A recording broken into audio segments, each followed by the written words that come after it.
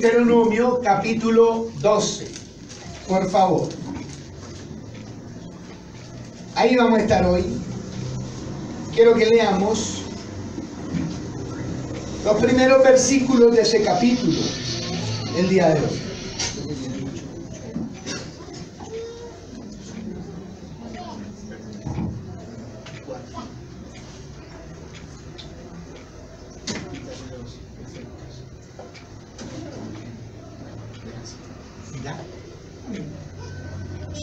¿Qué dice la escritura? Versículo 1, leamos hasta el 7.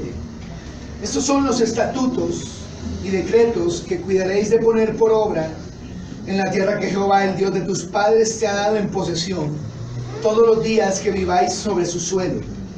Destruiréis enteramente todos los lugares donde las naciones que vosotros heredaréis sirvieron a sus dioses, en los montes altos y en los collados y debajo de todo árbol frondoso. Derribaréis sus altares y quebraréis sus estatuas y sus imágenes de acera consumiréis con fuego, y destruiréis las esculturas de sus dioses y raeréis su nombre de aquel lugar. No haréis así a Jehová vuestro Dios, sino que el lugar que Jehová vuestro Dios escoja de entre todas vuestras tribus para poner allí su nombre para su habitación, ese buscaréis y allí iréis. Y allí llevaréis vuestros holocaustos, vuestros sacrificios, vuestros diezmos y la ofrenda elevada de vuestras manos, vuestros votos, vuestras ofrendas voluntarias y las primicias de vuestras vacas y de vuestras ovejas. Y comeréis allí delante de Jehová vuestro Dios, y os alegraréis vosotros y vuestras familias en toda obra de vuestras manos en la cual Jehová tu Dios te haya bendecido. No haréis como lo que hacemos nosotros aquí ahora, cada uno lo que bien le parece. Amén. Cierra sus ojos. Padre Santo, nos acercamos a ti con alegría, respeto, reverencia, para pedirte que nos hables a través de tu palabra. Estos minutos que siguen son muy serios, Dios, porque eres tú educándonos, Señor. Eres tú poniendo tu mente en nosotros, la mente de Cristo en nosotros. Eres tú implantando tu semilla, tus sentimientos, tus actitudes en nuestra vida. Y te pedimos, por favor, que así sea, Señor. Que al terminar esta enseñanza de tu palabra, seamos más como tú, más parecidos a ti, Señor. En nombre de Cristo Jesús te lo pedimos. Amén y amén. Amén. Tomen asiento, por favor. Por favor, coloque en su cuaderno pautas de adoración. La sección comprendida entre los capítulos 12 y 26 del libro de Deuteronomio, 12 y 26, se le llama el Código Deuteronómico. Así lo conocen los teólogos, los que estudian más. El Código Deuteronómico, del 12 al 26, y es la parte central del libro de Deuteronomio.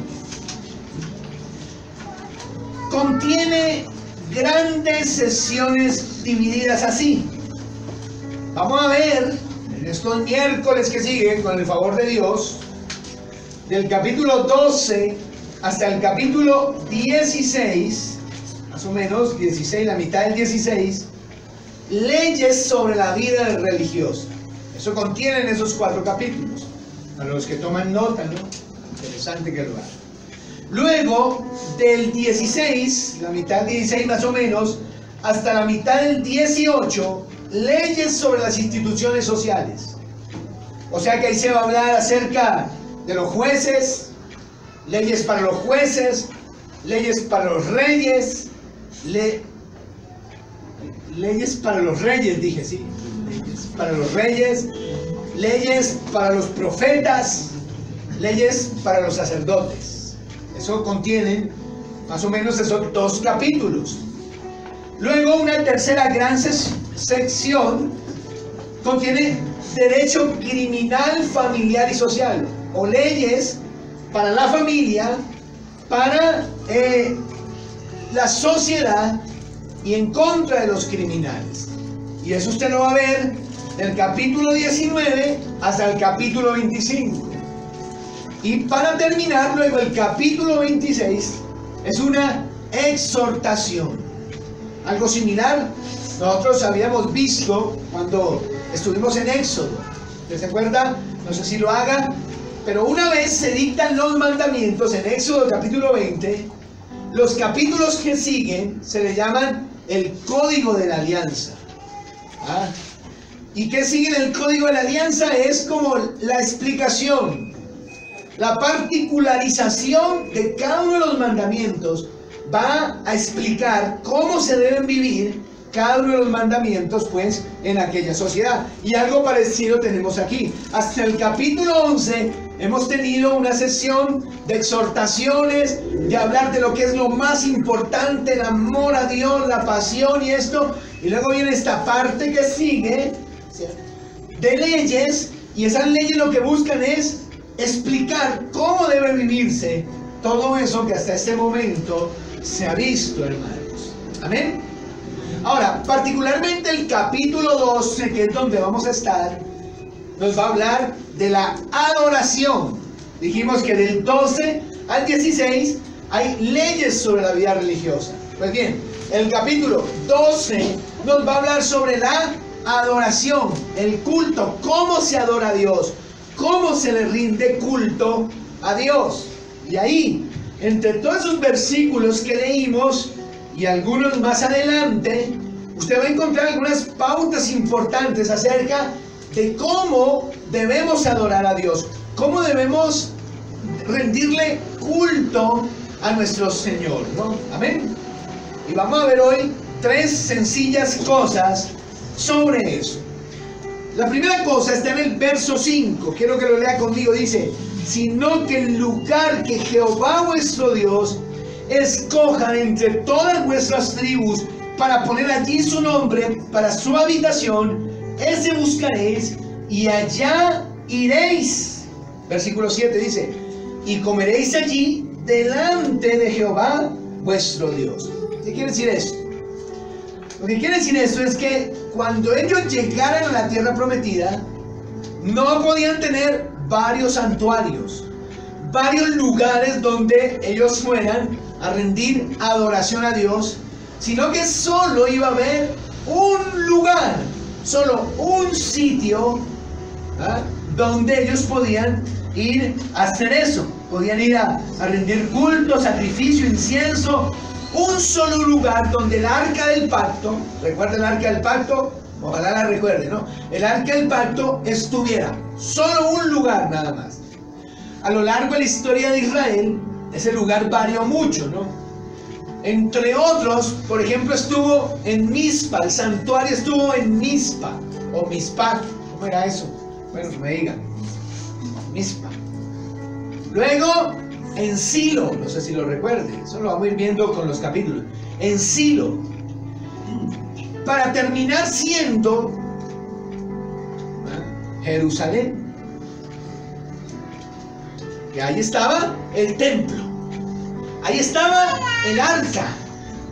Las fiestas tenían que irse a celebrar allá, los sacrificios tenían que irse a ofrecer allá, únicamente allá. Ahora, ¿por qué esto así? La razón de esto era prevenir en el pueblo la idolatría y demás prácticas paganas. Les he dicho hasta el cansancio que los cananeos eran terriblemente idólatras, prácticas paganas, eran brujos, eran hechiceros, eran adoradores de los astros, era una cosa terrible. Entonces tenían muchos santuarios regados por todo lugar, y ellos iban y rendían sus cultos, sus adoraciones a sus dioses en esos lugares. Entonces, para evitar que eso pasara con el pueblo de Dios, Dios dice: no, y cuando lleguen a la tierra prometida, un solo lugar será el sitio de adoración, ¿no? A su vez, ese lugar iba a representar que Dios era uno y que el pueblo, a su vez, también era una unidad. Allá se unificaba y se centralizaban todas las cosas. Amén. Ahora, esta centralización de la adoración hacía que ellos tuvieran que destruir todo lugar de culto pagano. Apenas entrar en la tierra prometida. Eso usted lo ve en los primeros versículos, ¿cierto? Cuando dice el 2, destruiréis enteramente todos los lugares donde las naciones que vosotros heredaréis sirvieron a sus dioses en los montes altos y en los collados y debajo de todo árbol frondoso. Derribaréis sus altares y quebraréis sus estatuas y sus imágenes de acera consumiréis con fuego y destruiréis las esculturas de sus dioses y raeréis su nombre de aquel lugar. ¿Se fija? Entonces dice ahí, tienen que llegar y acabar con todos esos sitios de adoración, todos esos lugares de culto pagano, tienen que acabarse.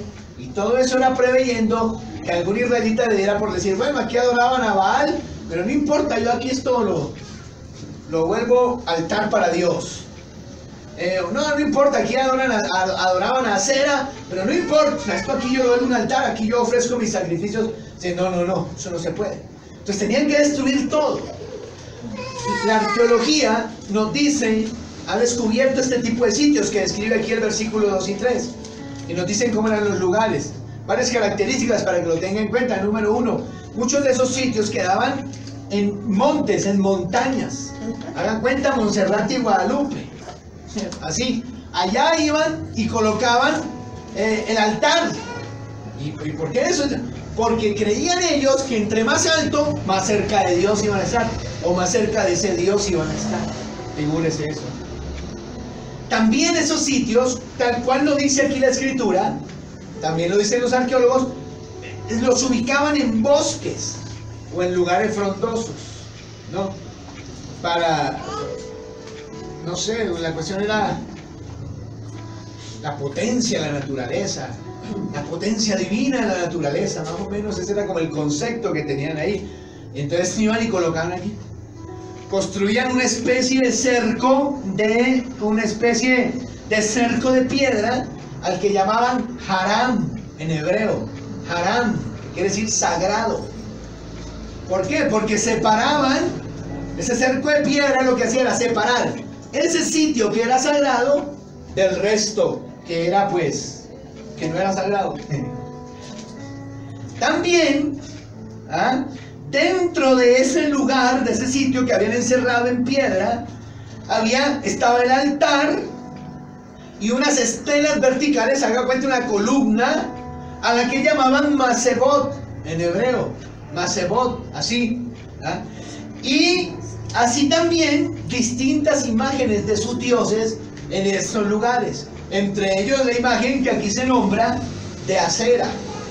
Y allá iba el pagano, el cananeo pagano, y ofrecía sus sacrificios, ofrecía sus cosas. Y Dios dice, me hacen el favor, cuando lleguen a Canaán, destruyen todo eso, queman todo eso, no quiero que quede ni mención del nombre de esas cosas allí. Y ustedes por su parte, solo irán a adorar a un solo sitio. Y allí irán a llevar sus ofrendas, sus sacrificios, solo en un único lugar.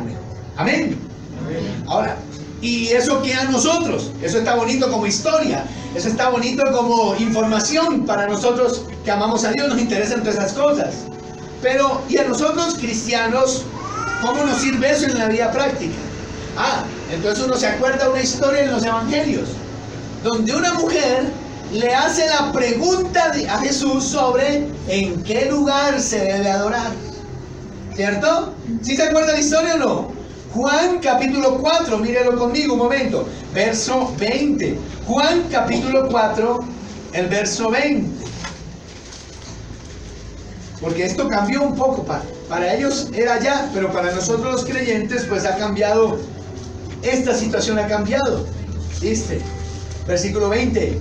La samaritana le pregunta a Jesús, nuestros padres adoraron en este monte, y vosotros decís que es en Jerusalén, que en Jerusalén está el lugar donde se debe adorar.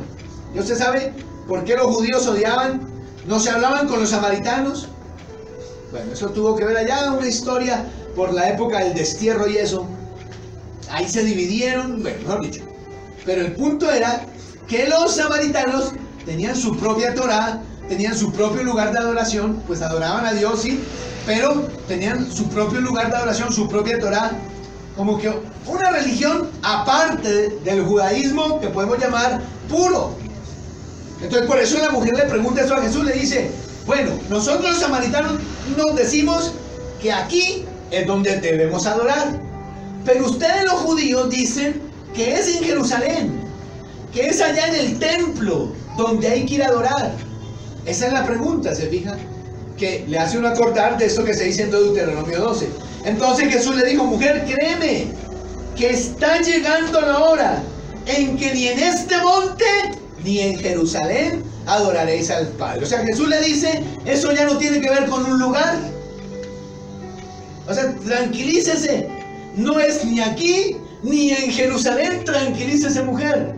Y sigue Jesús, vosotros adoráis lo que no sabéis, nosotros adoramos lo que sabemos, porque la salvación viene de los judíos. Y lo dice, pero llega la hora, y ahora es cuando los verdaderos adoradores adorarán al Padre en espíritu y en verdad, porque también el Padre busca tales adoradores que le adoren. Dios es espíritu, y los que le adoran es necesario que le adoren en espíritu y en verdad.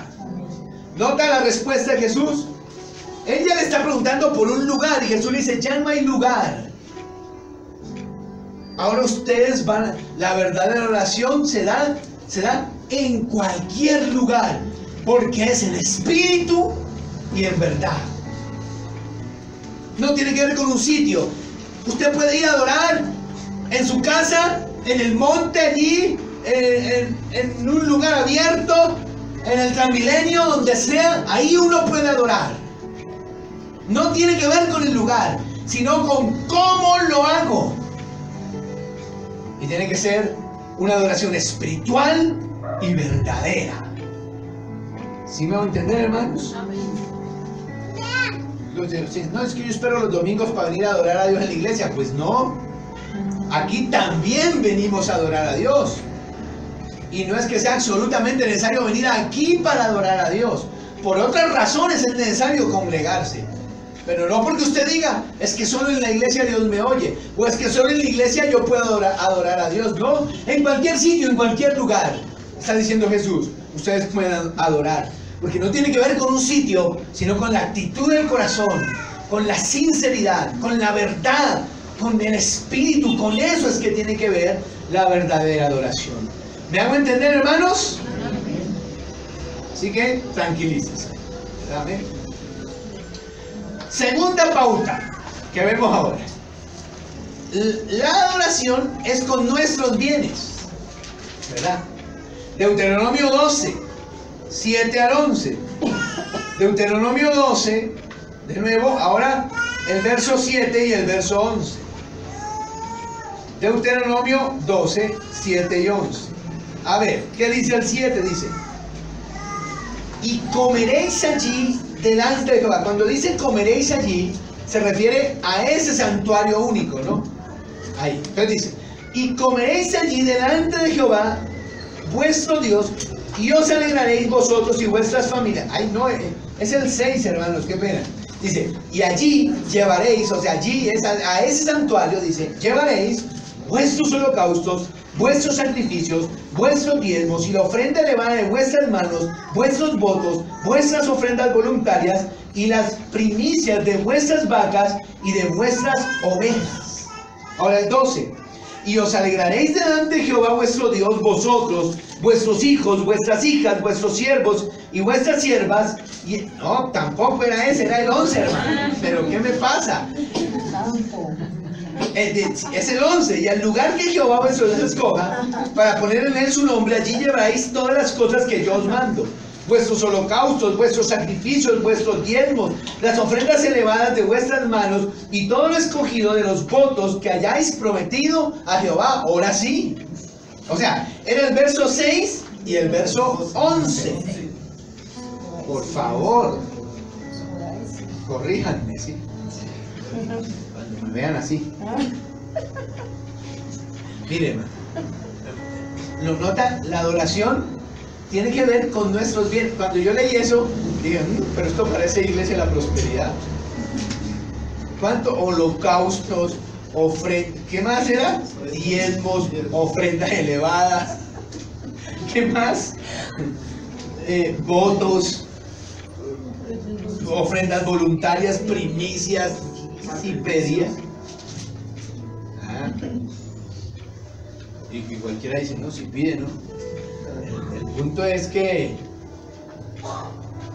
la adoración tiene que ver con nuestros bienes. Es que el problema con las iglesias de la prosperidad no está en que pidan, está en los métodos que usan para pedir. En eso está el problema. Porque la adoración también tiene que ver con mis bienes. Involucra mis bienes. Entonces usted no se impresione que porque pide, entonces, no, que es que en tal iglesia piden mucho. No, porque es que la adoración tiene que ver con mis bienes. El problema está en los métodos, en la manipulación, en la coerción, en la coacción que ejercen sobre la gente para meterle la mano al bolsillo. Está en eso el problema. El problema está en qué se gastan o en qué invierten lo que la gente da. En eso está el problema.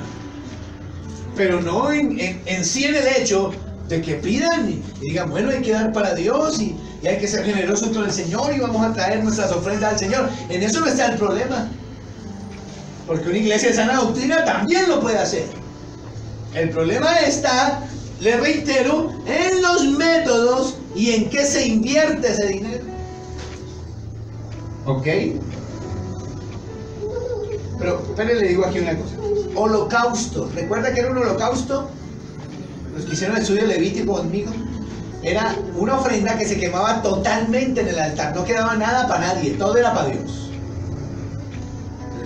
Y se ofrecía por el pecado. Recuerda que el oferente iba y ponía las manos en la cabeza en señal de que ese animal lo sustituía y luego lo quemaban todo.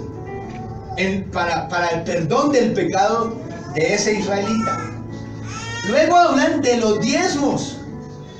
Que era el diezmo, pues el 10% del producto de las cosechas y o los animales.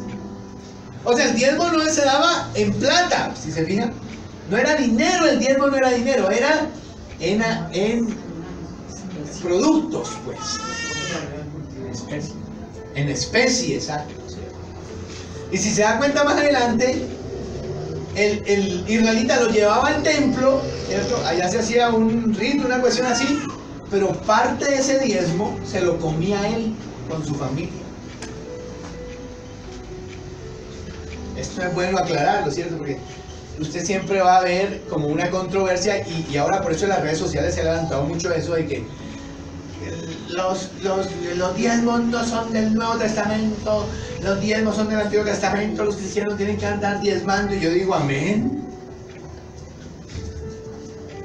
¿Sabe por qué? Porque es que ninguna iglesia, ninguna, está pidiéndole a usted los diezmos del Antiguo Testamento. Ninguna. Porque si no, tocaría tener un granero en la iglesia y un establo. ¿Se fija? Usted tiene que ser cauto en esto. En su iglesia le piden diezmos, usted dice así, ese es el pastor, es un estafador, es un mentiroso, dice él. Dice, no, porque él no me está pidiendo los del Antiguo Testamento, ni me está maldiciendo porque no los doy. Lo que pasa es que hay una ofrenda a la que por tradición de hace no sé cuántos años, décadas, le dicen diezmo. ¿Oyó?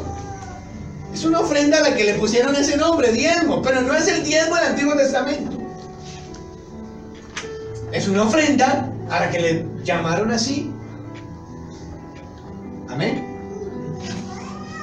Hecha esa aclaración, note que ahí pedían holocausto, luego viene los diezmos, luego ¿qué más? Ofrendas elevadas, que era una ofrenda que antes de entregarse se levantaba y se mecía ante Dios. Eran ofrendas elevadas.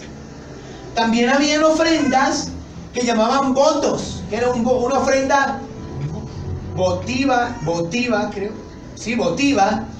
Una ofrenda votiva era la que se daba como en acción de gracias por algo que Dios había hecho, como pagando promesas que se habían hecho, ofrendas votivas. Había también las ofrendas voluntarias, que era cualquier ofrenda que se daba para dar gracias.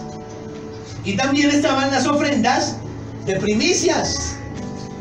Las primicias, que eran los primeros frutos de las cosechas o las primeras crías que salían de ciertos animales. No era de todos los animales, era de ciertos animales que se podían sacrificar. Entonces los israelitas tenían muchas ofrendas que dar. Esa era la ley. Así se adoraba a Dios. Pero nosotros ya no tenemos que dar ni primicias, ni diezmos, ni ofrendas votivas, ni ofrendas mesías. No tenemos que dar nada de eso. Y algunos están diciendo, ¡gloria a Dios! ¡Aleluya! Yo sabía. Dios está en sus palabras, pastor. Dios está en sus palabras, pastor. Dios está bien. Pues así piensa el tacaño, hermano. Porque ya no tenemos que dar nada de eso, eso es verdad. ¿Cierto? Pero sí nos insta el Nuevo Testamento a ser generosos, muy dadivosos, amplios. Cuando de dar se trata y de dar para Dios se trata. Eso sí lo manda. Jesús dijo esto mismo, pero en otras palabras, que ojalá le sirvan esta noche. Mateo 6, 19 al 21, por favor. Estas palabras son maravillosas. Mateo 6, 19 al 21. Miren lo que dice: no alleguéis tesoros en la tierra, donde la polilla y el orín corroen, y donde los ladrones horadan y hurtan. Sino allegaos tesoros en el cielo, donde ni la polilla ni el orín corroen, y donde los ladrones no horadan ni hurtan. Y el versículo 21 es maravilloso. Porque donde está tu tesoro, allí estará también tu corazón. Tremendo ese texto, ¿no? Esas palabras son, pues, de Jesús, al fin y al cabo. Maravillosas. ¿Qué es lo que está diciendo aquí Jesús? Que no ahorremos, que no, está diciendo que no ahorremos, que no tengamos cosas. No, no está diciendo eso. Está diciendo es que no pongamos la confianza en eso, porque eso muchas veces, como viene, se va. Por eso que la gente se hace matar por un celular, porque están poniendo la confianza en un celular. Entonces viene el ladrón que, yo quieto, el celular, el celular. Dice, pues venga, me lo quita. Entonces le dice el otro, y el otro sí lo coge, pim, pim, y se lo quita, hermano.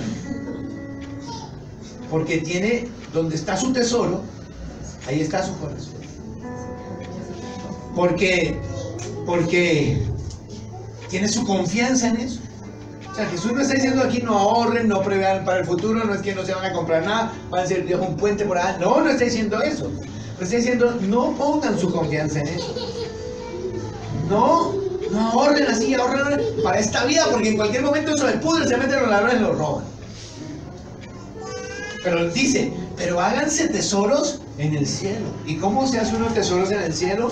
Siendo generoso, dadivoso. ¿Se acuerdan cuando hace el domingo anterior a este hablamos de Pablo y Pablo decía, no es que busque, yo lo que estoy buscando es dádivas? Ay, se me olvidó. Mejor dicho, él dice algo, busquémoslo, hermanos, tenemos tiempo, ¿no? Vaya a Filipenses, el último capítulo, ¿no? No lo tenía en mi bosquejo, pero busquémoslo. Miren lo que él dice ahí: no es que busque dádivas, sino que busco fruto que abunde a vuestra cuenta. ¿A qué cuenta se refiere ahí? Bueno, podemos ilustrarlo diciendo que uno tiene una cuentica en el reino de los cielos. ¿Sí sabía? Otra vez, no es que busque dádivas, sino que busco fruto que abunde en vuestra cuenta. Hablando de las ofrendas que yo le había enviado a él como misionero. Ahora, fíjense, ¿cómo lo explicamos? Allá en el cielo hay como una cuentica bancaria que usted tiene. cada vez que usted es generoso con la obra, con una persona, allá le suman la cuenta. Y le suman la cuenta.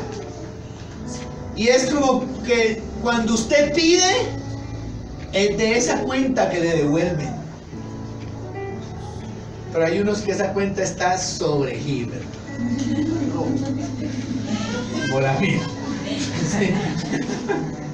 Está sobregirada esa cuenta. Está roja ya. Porque no son generosos, no dan, no son dadivosos, no dan.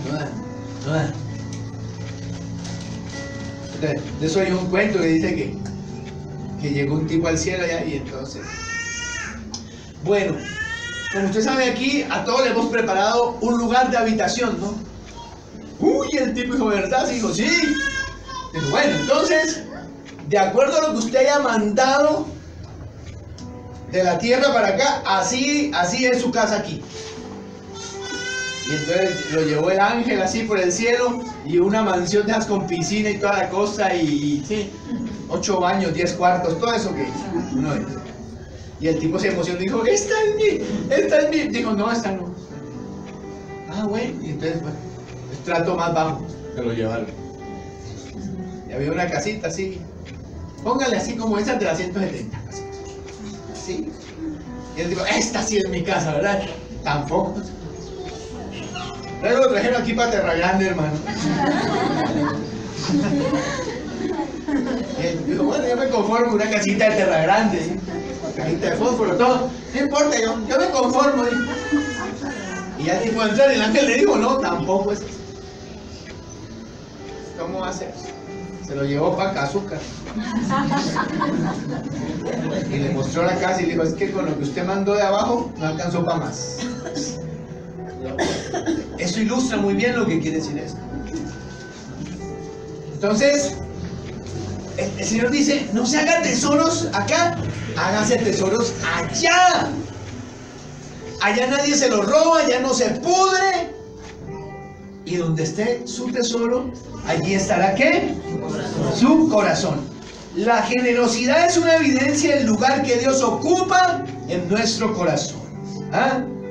Si Dios ocupa el primer lugar en su vida, usted lo demostrará, entre otras cosas, siendo generoso con las cosas que a Dios le interesan. Y lo que a Dios le interesa es su misión, la salvación de las almas. ¿Ah? ¿Me hago entender? Ahora, cuando Dios no es el primer lugar en nuestra vida, ahí es cuando uno le es difícil dar. Y lo que deberíamos darle a Él,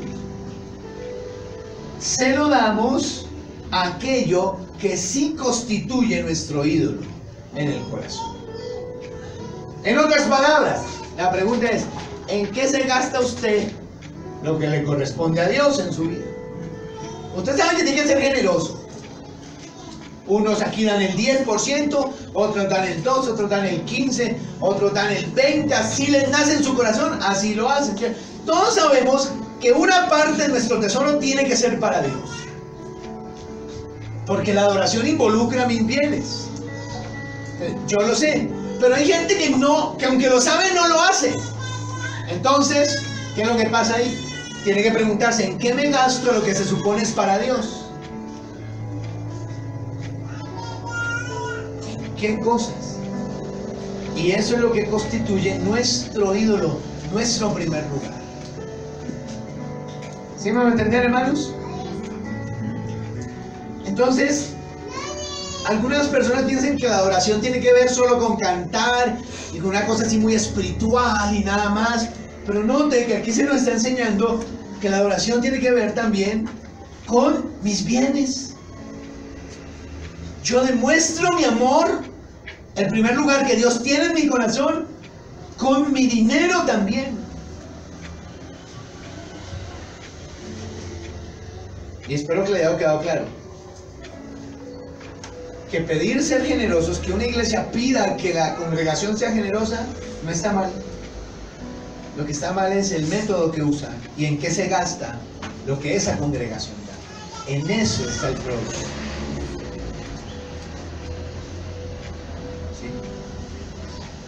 Bueno, Ya no hablemos más de eso, tranquilos. La primera pauta de adoración es el único lugar, un único lugar. Para nosotros los cristianos ya no aplica, ¿cierto? Porque no es ni en este monte ni en Jerusalén, sino que los verdaderos adoradores adoran al Padre, ¿dónde? En espíritu y en verdad. Donde sea, lo que importa es mi actitud, mi motivación. Eso es lo que importa. Luego, la adoración tiene que ver con mis bienes. Yo demuestro adoración con la manera en que doy, en que soy generoso con la obra del Señor, con las personas que lo necesitan, con los pobres, con los desposeídos, con ellos. Luego, por último, tercero, la adoración es con alegría. Ahora sí, el 7 y el 12, ahora sí. Tranquilo, y ahora sí es. Deuteronomio 7, 12, 7 y 12, 12. 12, 7 dice: y comeréis allí delante de Jehová vuestro Dios, dice, y os alegraréis.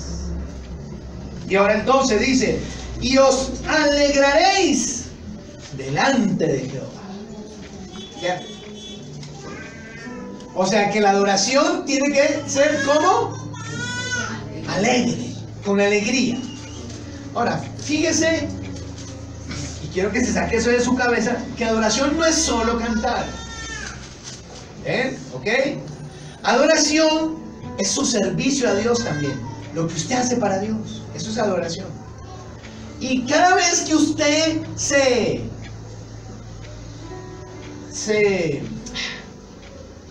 cohíbe de cometer un pecado, eso es adoración. Amén. Y los sacrificios que usted hace por Dios, eso también es adoración. En fin, todo acto de nuestra vida con el que estemos buscando darle gloria a Dios, glorificar a Jesús, es un acto de adoración. Todos. Entonces sáquese la cabeza que adorar solo es cantar. También es cantar, pero no es solo eso. ¿Y qué nos está diciendo entonces aquí el texto?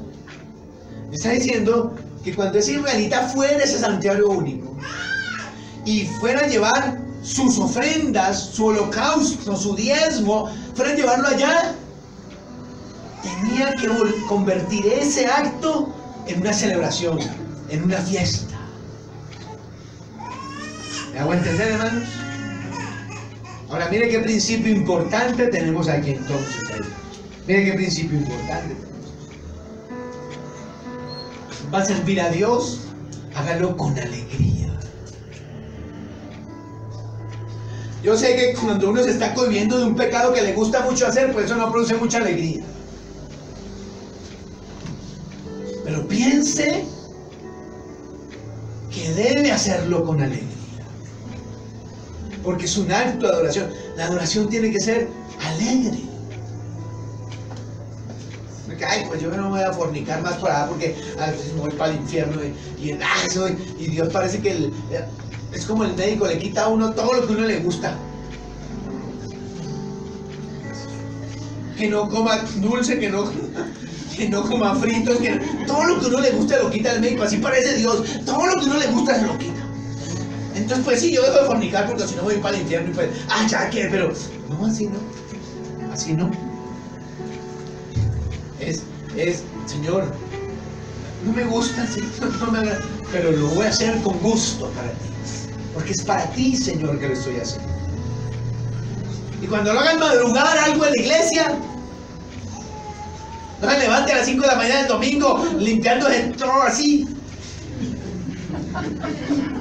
Y todo bravo, ese pastor que no les gusta hacerme madrugar y yo toda la semana madrugando, y es que será que piensa que uno no se cansa, ok, así todo malacaroso y con mala gana usted.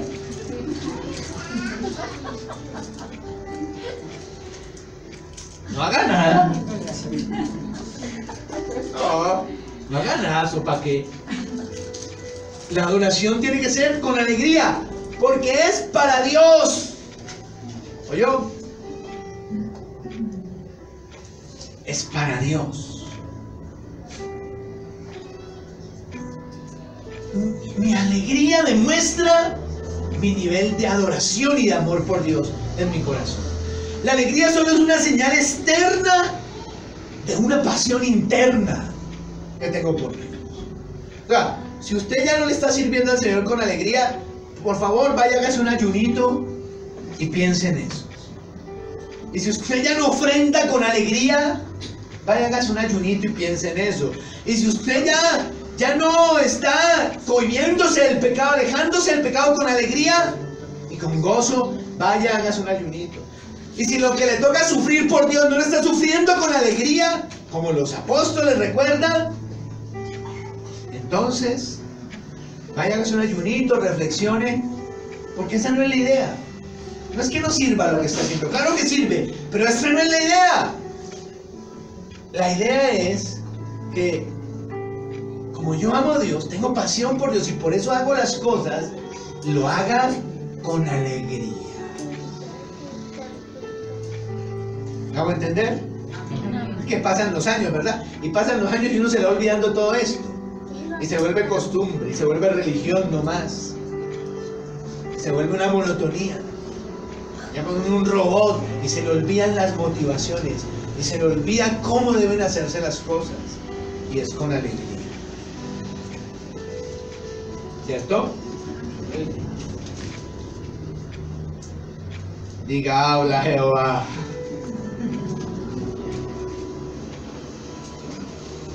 Entonces, 3 pauticas de adoración hoy. El santuario único. Para ellos aplicaba, para nosotros no, porque ya no importa si es en Jerusalén o en este monte. Lo que importa es que sea en espíritu, en verdad, en cualquier sitio, pero con un corazón sincero, verdadero. 2, la adoración involucra mis bienes. No piense que una cosa es sus bienes y otra cosa es su adoración. Usted adora con sus bienes. Adora al ser generoso, adora al ser dadivoso.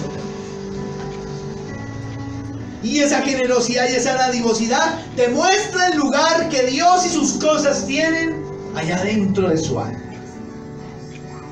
Y por último, la adoración tiene que ser alegre. Lo que sea que vaya a hacer para Dios, nunca se lo olvide. Hágalo con alegría. ¿Por qué? Porque la alegría solo es la manifestación externa de la pasión que siento por Dios en mi alma. Del amor que le tengo a Dios en mi corazón. Y si no le está pasando de verdad, recíbame ese consejo. Hágase un ayunito por ahí, un día, mediodía, apártese en su cuarto. Diga, Señor, ¿qué me está pasando? Que ya no hago las cosas con alegría. Ya no me cohibo del pecado con alegría, ya no te sirvo con alegría, ya no doy con alegría, Señor. ¿Qué me está pasando, Señor? Eso sería muy bueno. ¿Ven? Oremos. Padre, gracias te doy por tu palabra en esta hora. Como orábamos al comienzo, este es el momento donde tú nos educas. Donde tu palabra cambia nuestro pensamiento, nuestras actitudes, nuestros sentimientos y con ello nuestras acciones. Ahora que seamos dóciles a tu palabra.